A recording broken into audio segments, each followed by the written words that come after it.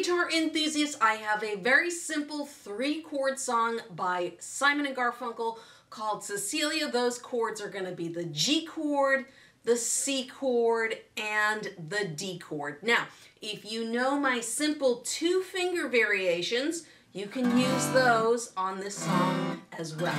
Now with the G chord, students always ask me, Lauren, do I have to use the 3rd finger? If you're someone that's more comfortable with the pinky on the bottom, that's totally fine. Whichever chord works easiest for you.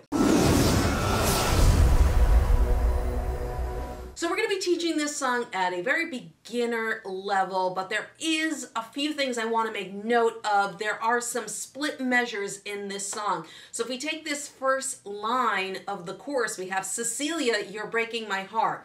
And there's a G chord for a full measure. That means we're going to be strumming 4 down strums. 1, 2, 3, 4. And then we have C for half a measure, so that means it only gets 2 beats. 1, 2, and then G for 2 beats. So if I just did all down strums on this, it would be Cecilia, you're breaking my heart, you're shaking my confidence daily.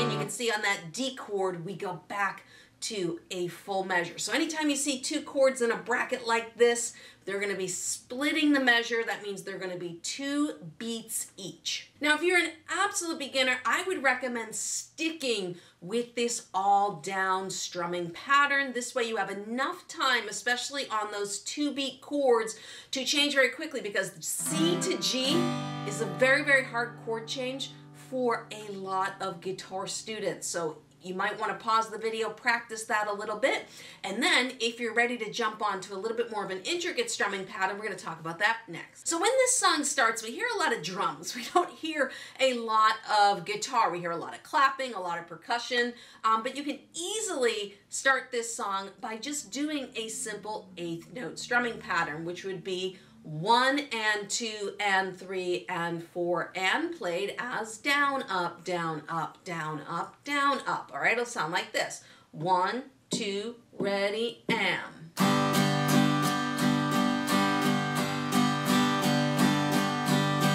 and 2 and 3 and 4 and 1 and 2 and 3 and 4 and.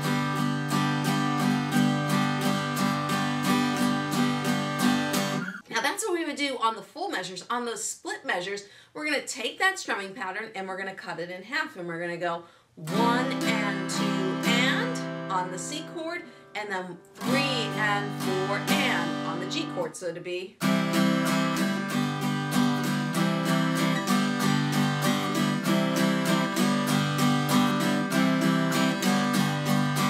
Okay, again, now if that C to G chord change is tricky for you, you might want to start changing into the G chord on the second up strum of that C chord. So a lot of students, they ask me about timing, and you know, they stop the strumming hands to let the fretting hand catch up. Let the fretting hand catch up to the strumming hand, all right? You always want to keep that timing going. So if this is our strumming pattern, okay,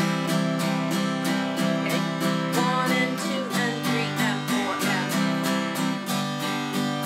Okay, even if you have to form this chord 1 finger at a time, keep the strumming going. I'm going to show you what that looks like right here. So we got 1 and 2 and 3 and 4.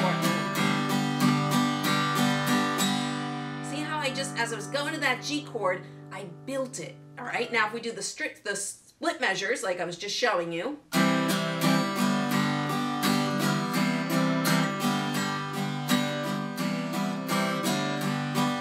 Okay, it might take you the whole strum to get that chord down, but it's okay. The timing is the most important part. So keep that timing in mind as you're working on these chord changes, and if you have to slow it down to start,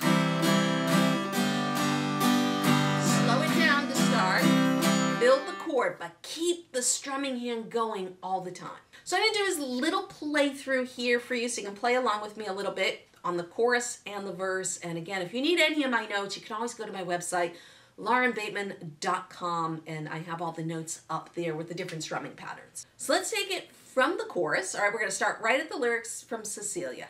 Okay, here we go. We got 1, 2, 1, 2, here we go. Cecilia,